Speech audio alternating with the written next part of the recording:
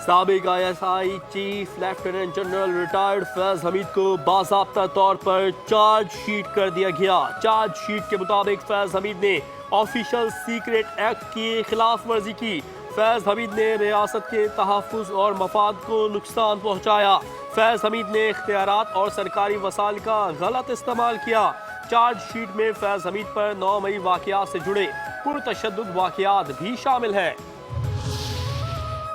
फैज हमीद ने सबूत और गवाही दे दी। अब बानी PTI को कैसे छोड़ा जा सकता है? सेनेटर फैसल वावजा कहते हैं कि बानी PTI के लिए आजमाइश में इजाफा होगा।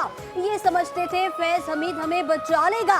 अली अमीन का ऐसा हशर होगा कि दुनिया कान पकड़ेगी।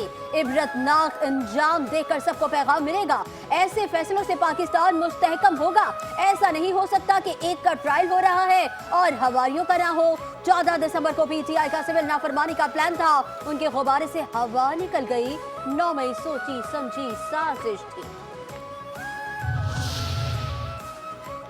साबित हो गया 9 मई को एहतजाज नहीं बगावत की गई थी। नून लीग के रहनुमा तलाल चौधरी कहते हैं कि चार्जशीट सिर्फ फैज हमीद के खिलाफ नहीं PTI के भी खिलाफ है। कि चार्जशीट फैज हमीद और बानी PTI के गठजोड़ पर है। बानी PTI इक़्तिदार में ना पहुंचते अगर फैज हमीद ओहदे पर ना होते। आर्मी चीफ की तैनाती रोकने के लिए लॉन्ग मार्च भी साजिश का हिस्सा था।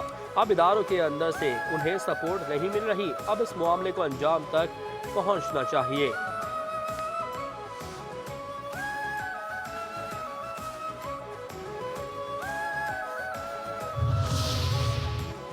सिविल नाफरमानी की कॉल मुल्क दुश्मनी है। वज़ीर आज़म शहबाज शरीफ कहते हैं कि इस्लामाबाद पर चढ़ाई करने वालों को नहीं छोड़ेंगे। हिदायत कर दी है कि इस साजिश के जिम्मेदारों को सबूतों के साथ कैफिर किरदार तक पहुंचाया जाए। शाम में पाकिस्तानियों की इनखला के लिए वजारत खारिजा और सिफारतखाना राबते में रहा। शाम से पाकिस्तानियों की वापसी के लिए कल शाम को लेबनान के वज़ीर आज़म से बात की। लेबनान में सफ़ीर को हिदायत कर दी गई हैं।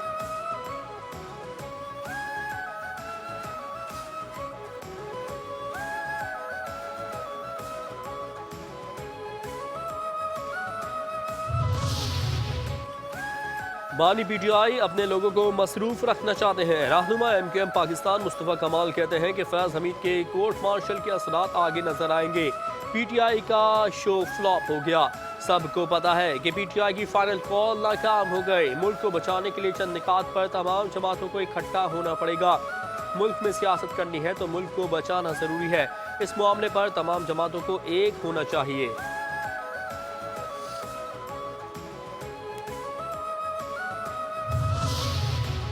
PTI ने सियासत में नफरत के बीज बोए। वफाकी वजीर इत्तलात अता तारड़ कहते हैं कि पहले ही कहा था कि PTI ग्राउंड में मुकाबला नहीं कर सकती। PTI खिलाफात और तकसीम का शिकार है। KP वुज़रा ने खुद सिविल नाफरमानी की कॉल का बायकॉट कर दिया। PTI की जमात फौज को कमजोर करना चाहती है। फौज को कमजोर करके बैरूनी क़ुव्वतों को फायदा देना चाहते हैं। मदारिस के रजिस्ट्रेशन का ऐसा हल होना चाहिए जो सबको काबिल कबूल हो। सहाफ़ियों के बच्चों की तफसीलात और एड्रेस शेयर किए जा रहे हैं। सहाफ़ियों को हिरासत किए जाने के मामले का नोटिस लिया है। वज़ारत दाखिला के साथ मिलकर भरपूर कार्रवाई अमल में लाई जाएगी।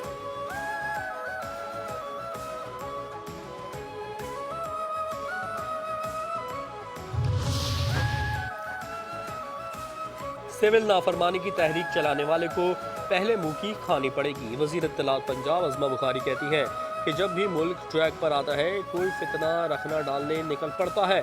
पाकिस्तान अब किसी फितने का मुतहम्मिल नहीं हो सकता। कौम की मदद से हर फितने को कुचलेंगे। इनकलाब लाने वाले अब आपस में गुत्थम गुत्ता हो रहे हैं। नंद भावज की लड़ाई ने फितना पार्टी के 5 ग्रुप बना दिए हैं। मरियम नवाज अल्लाह की मदद से सूबे की किस्मत बदल रही है।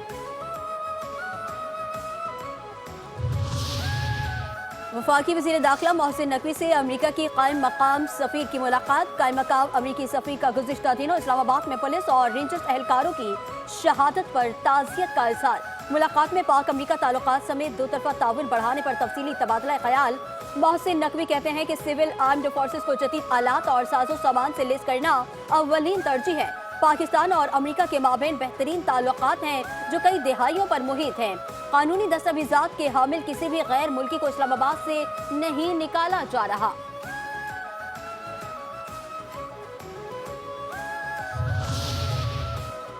मौलाना फजलुर रहमान के साथ राब्ते में है। साबिक स्पीकर कौमी असम्बली और PTI रहनुमा सद कैसर कहते हैं कि हम चाहते हैं हुकूमत के खिलाफ मुश्तरका तहरीक चलाई जाए। पीपल्स पार्टी 26 नवंबर के वाकयात में बराबर की शरीक है। हुकूमत अगर सियासी कारकुनों को दहशतगर्द डिक्लेयर कर रही है फिर लोग कैसे ये मानेंगे। मुल्क में अमन अमान की सूरत हाल खराब है और हुकूमत PTI के पीछे लगी हुई है। इस्लामाबाद में पख्तूनों के साथ जो सलूक किया जा रहा है ये मुल्क के साथ साजिश है।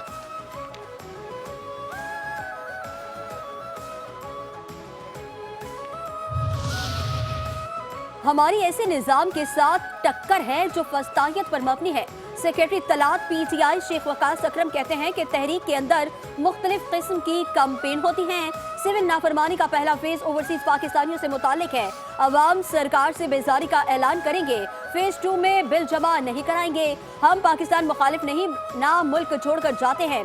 बानी PTI ने मुज़ाकरात का एक रास्ता खोल दिया है। सिविल नाफरमानी की कॉल पाकिस्तान मुखालिफ नहीं है। हम पुरअमन एहतजाज करते हैं। हमें दहशतगर्द कहा जाता है।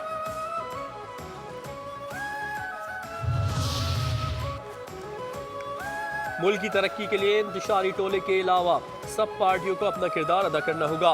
पीपल्स पार्टी की मरकजी रहनुमा रुकन कौमी असम्बली शाजिया मरी कहती हैं कि नून लीग की हुकूमत को सिर्फ इसलिए सहारा दिया कि मुल्क चल सके। हमारे साथ किए हुए वादे पूरे नहीं किए गए।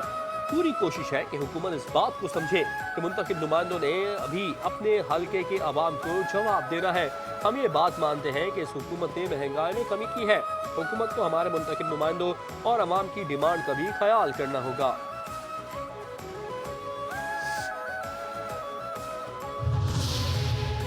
मदारिस का मामला हुकूमत के हाथ में है। एक्ट बनाए वरना हम इस्लामाबाद जाएंगे।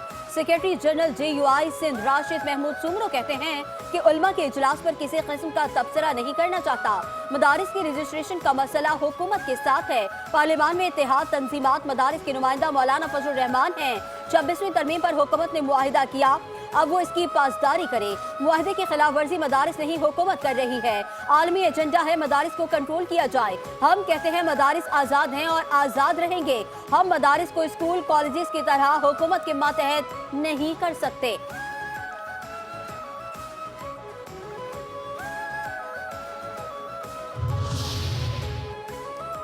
आर्मी चीफ से कैमरिन पेट्रोल गोल्ड मेडल जीतने वाली टीम की मुलाकात। पाक फौज की टीम ने 4 से 13 अक्टूबर तक बरतानिया में होने वाले मुकाबलों में गोल्ड मेडल जीता।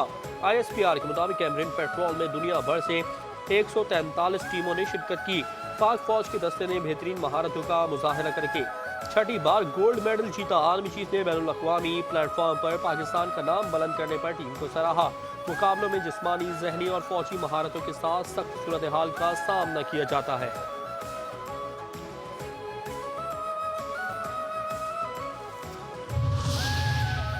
सुप्रीम कोर्ट में बानी PTI के अडियाला जेल से KP जेल मुंतकिली की दरखास्त। आईनी बेंच ने शहरी की दरखास्त 20,000 जुर्माने के साथ खारिज कर दी। जस्टिस मोहम्मद अली मजहर ने रिवाज दिए कि बानी PTI को कोई मसला होगा तो खुद दरखास्त देंगे।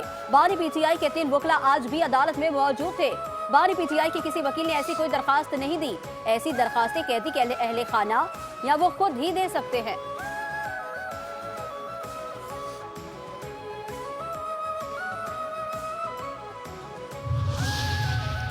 फौजी अदालतों में सिविलियंस के ट्रायल का मामला। जेर हिरासत अफराद की आम जेलों में मुंतकली की लतीफ कोसा की इस्तदा मुस्तरद। कहते हैं कि जेलों में कम अज कम मुलाकात तो हो सकती है।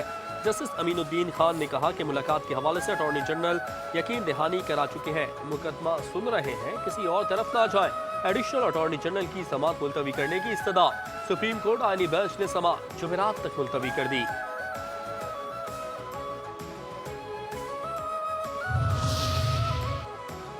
9 मई वाकयात की जुडिशल तहकीकात। बानी PTI की दरखास्त समाअत के लिए मंजूर। सुप्रीम कोर्ट के आईनी बेंच ने रजिस्ट्रार ऑफिस के एतराजात खत्म कर दिए। वकील हामिद खान कहते हैं कि 1.5 साल हो चुका, पता तो करा लें कि 9 मई को हुआ क्या था। 9 मई के बाद सैकड़ों FIRs हुई। एक पार्टी को दीवार से लगा दिया गया। जस्टिस जमाल मंदोखिल ने रिमार्क दिए कि आपने हाई कोर्ट से रुजू क्यों ना किया।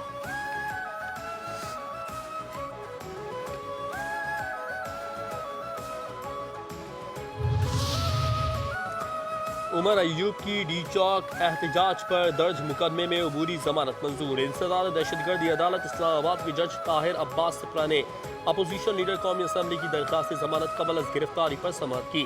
अदालत ने थाना कोहसार के मुकदमे में उमर अयूब की अबूरी जमानत मंजूर कर ली।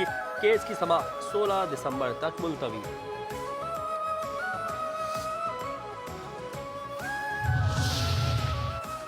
पेशावर हाईकोर्ट ने असद कैसर को राहदारी जमानत दे दी, गिरफ्तार न करने का हुक्म। पेशावर हाईकोर्ट के जस्टिस इश्तियाक इब्राहिम ने 3 मुकदमात में राहदारी जमानत के लिए असद कैसर की